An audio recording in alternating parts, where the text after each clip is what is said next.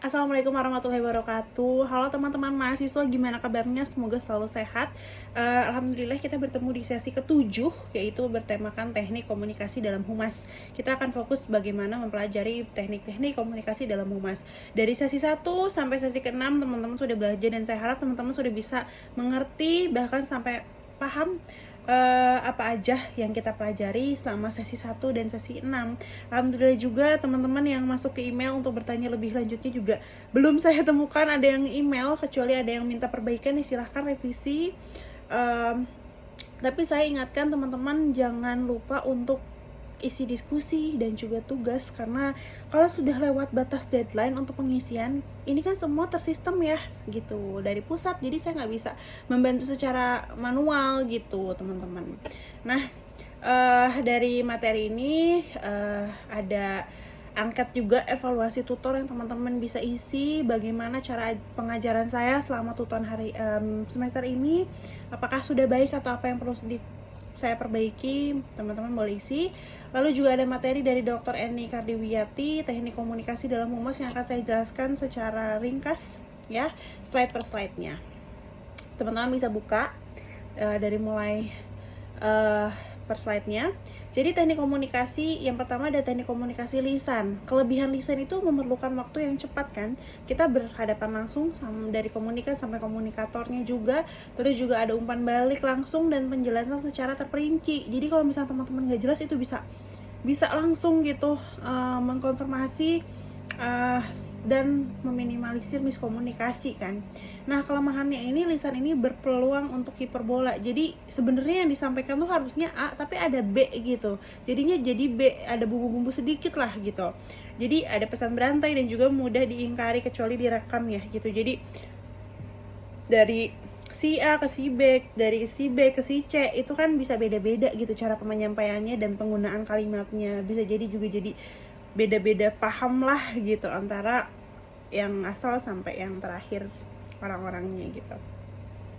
Jenis dan pemanfaatan itu ada lobby, negosiasi, presentasi, dan juga berbicara di depan umum. Udah tahu ya lobby apa? Melobi, mempengaruhi pengambilan keputusan. Terus juga negosiasi, pembicaraan dengan orang lain untuk mencapai kesepakatan.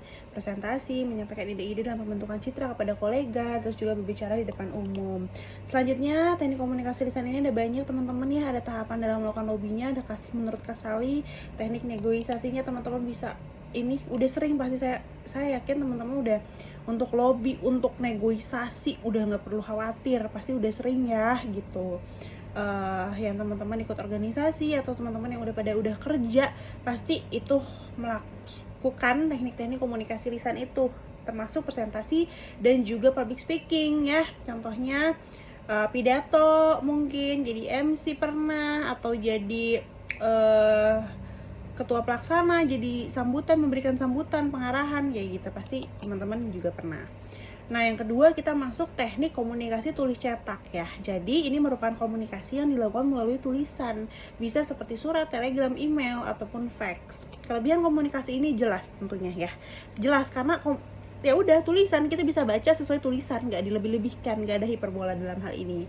Tapi kelemahannya itu memerlukan waktu yang lama dan responnya juga tertunda gitu, nggak langsung gitu.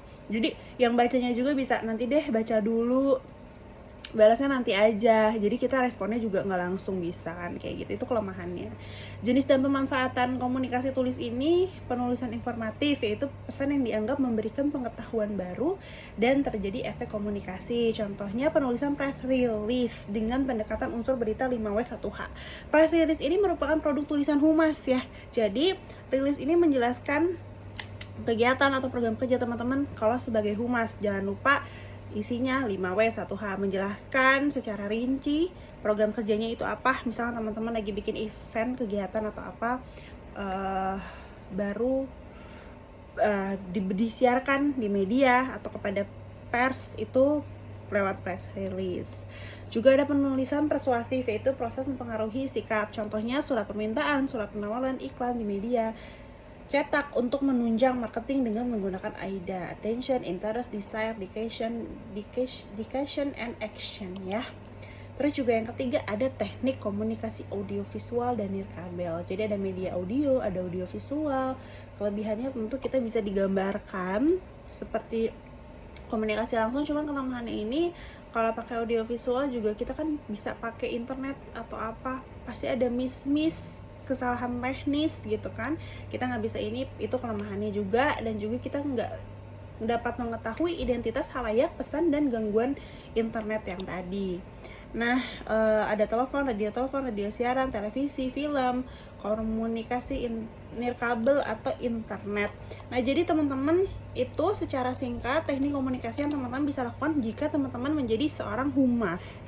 Nah, penggunaannya itu kita bisa klasifikasi ya. Teman-teman butuhnya untuk strategi ini pakai teknik apa yang bisa dipakai gitu. Kalau lebih baik langsung, teman-teman langsung aja.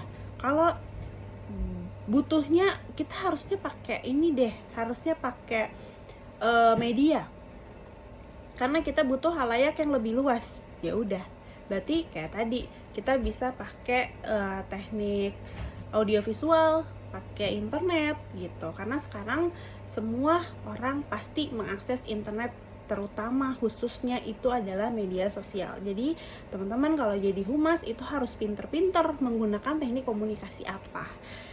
Sekian penjelasan dari saya, teman-teman. Saya nggak lupa untuk selalu mengingatkan, kalau nggak ada yang dimengerti atau misalkan sulit dipahami, teman-teman bisa email saya di alamat email, insya Allah kan saya balas. Juga jangan lupa mengerjakan diskusi, karena kalau mau nilai maksimal saya selalu mengingatkan teman-teman harus pakai contoh kasus ya untuk nilai lebih maksimal gitu. Dan diskusinya, terus juga ada tugas ya di sesi 7 ini, ada juga angket evaluasi tutor yang teman-teman bisa isi ya. Sekian dari saya, teman-teman, sehat selalu. Kita masih ada satu sesi lagi di sesi 8. Terima kasih. Wabillahi taufiq wa hidayah. Wassalamualaikum warahmatullahi wabarakatuh. Dadah.